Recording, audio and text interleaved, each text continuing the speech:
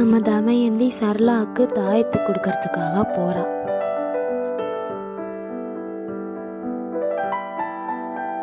அத்தை, இந்தாங்க அத்தை, இந்த தாயத்து உங்க கையிலே இருக்கட்டும் அத்தை. ரொம்ப சக்தி வாய்ந்தது அத்தை. எப்பயுமே இந்த தாயத்தை மட்டும் கழட்டிடாதீங்க அத்தை. என்னம்மா திடீர்னு தாயத்து கொண்டாந்து கொடுக்குற? இல்லத்த, நேற்று ஆஃபீஸ் போயிட்டு அப்படியே கோயிலுக்கு போனோம்.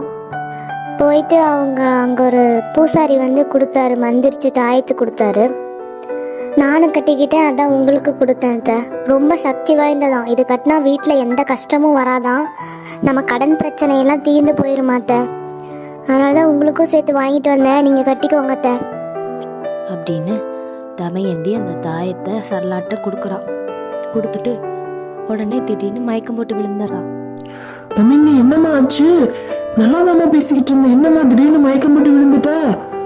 சுரேஷ், சுரேஷ் இங்க ஓடி வாடா அப்படின்னு சரளா சத்தம் போட சுரேஷும் வரான். என்னம்மா ஆச்சு தமயந்திக்கு? இல்லடா, நல்லாதான் என்கிட்ட பேசிக்கிட்டு இருந்தா, திடீர்னு மயக்கம் போட்டு விழுந்துட்டாடா. போய் என்னன்னு பாரு, போ போ அப்படின்னு சொல்ல சுரேஷும் தமயந்தி கிட்ட போய் தமயந்திய கூப்பிடுறான். தமயந்தி, தமயந்தி எந்திரி, தமயந்தி எந்திரி அப்படின்னு சுரேஷ் கூப்பிட தமயந்திக்கும் மயக்கம் தெரிஞ்சிருது. என்ன ஆச்சு தமயந்தி? ஒன்றும் இல்லைங்க, எனக்கு ஒரே மயக்கமாகவே வருது. என்ன ஆச்சுன்னே தெரியல. சாப்பிட்டது கீழே சேரலையா, ஒரே மயக்கமாகவே இருக்குங்க. சரி வா, நம்ம ஹாஸ்பிட்டல் போய் பார்த்துட்டு வந்துடலாம். உனக்கு மயக்கம் வருதுன்னு வேற சொல்றீல, சரி வா போலாம். ஏங்க, இது சின்ன மயக்கம் தாங்க, மாத்திரை சாப்பிட்டா சரியா போயிட போகுது. இதுக்கு எதுக்குங்க ஹாஸ்பிட்டலெலாம் போகணும்? அதெல்லாம் எதுவும் வேணாங்க. நான் மாத்திரை வச்சிருக்கேன், அதையே சாப்பிட்டு நான் படுத்தா சரியா போயிருங்க. நீ இப்படியே தான் சொல்லுவ, எப்ப பார்த்தாலும் மாத்திரை சாப்பிட்டு சாப்பிட்டு படுத்துக்கிற. ஹாஸ்பிட்டலுக்கு கூப்பிட்டா வரவே மாட்டேங்கிற. நீங்க சின்னதுக்கெல்லாம் போய் யாராவது ஹாஸ்பிட்டல் போவாங்களா? சுரேஷ், அவன் அப்படிதான் சொல்லுவா. நீ முதல்ல ஹாஸ்பிட்டல் கூட்டிட்டு போயிட்டு வா. அம்மா சொல்றாங்கல்ல, சரி வா போலாம் அப்படின்னு சுரேஷும் தமயந்தியும் ஹாஸ்பிட்டல் போறாங்க. ஏங்க, ரிப்போர்ட்லாம் பயப்படுற மாதிரி எதுவும் வராது இல்லைங்க? எனக்கு வேற ரொம்ப பயமா இருக்கு. அடிக்கடி மயக்கம் வந்துட்டே தாங்க இருக்கு. இதெல்லாம் என்கிட்ட சொல்லவே இல்லை நீ. உங்ககிட்ட சொன்னா திட்டுவீங்கன்னு தான் நான் மாத்திரை போட்டு போட்டு தூங்கிடுவேங்க. ஆனா மயக்கம் அடிக்கடி வந்துட்டு தான் இருக்கு. எனக்கு ஒரே பயமா இருக்குங்க. எதுக்கு தமயந்தி பயப்படுற? உன் ரிப்போர்ட்டை நானே சொல்றேன் பாரு. அந்த பேய் வந்ததுலேருந்து சாப்பிட்றதும் இல்லை, சரியா தூங்குறதும் இல்லை. அதனாலதான் உன் உடம்பு கெட்டு போய் மயக்கம் வந்திருக்கும், வேற எதுவும் இருக்காது. நீ பயப்படாம இரு அப்படின்னு ரெண்டு பேரும் மாத்தி மாத்தி பேசிக்கிறாங்க. அப்ப அந்த ஹாஸ்பிட்டல் நர்ஸ் வராங்க.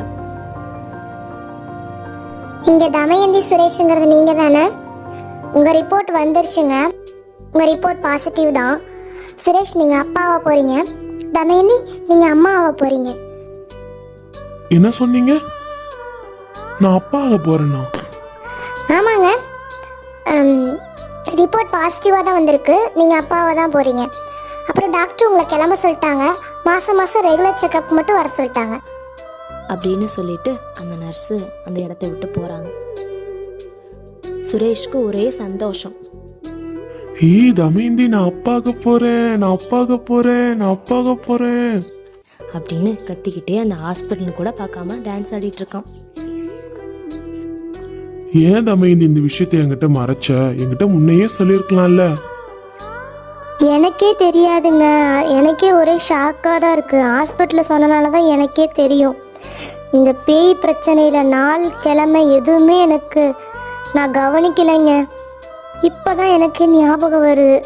ஹாஸ்பிட்டலில் வரவும் தான் எனக்கே தெரியுதுங்க. தயவு செஞ்சு என்னை மன்னிச்சிடுங்க. சரி சரி விடு, இப்போ எதுக்கு அதெல்லாம் பேசிட்டு இருக்க?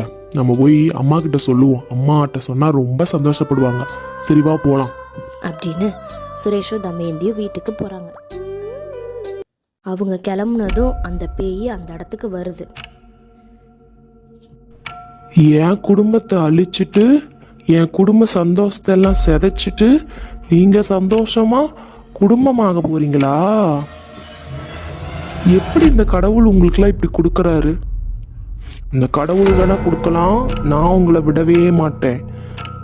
உங்க எல்லாத்தையும் பழி வாங்கியே தீருவேன்.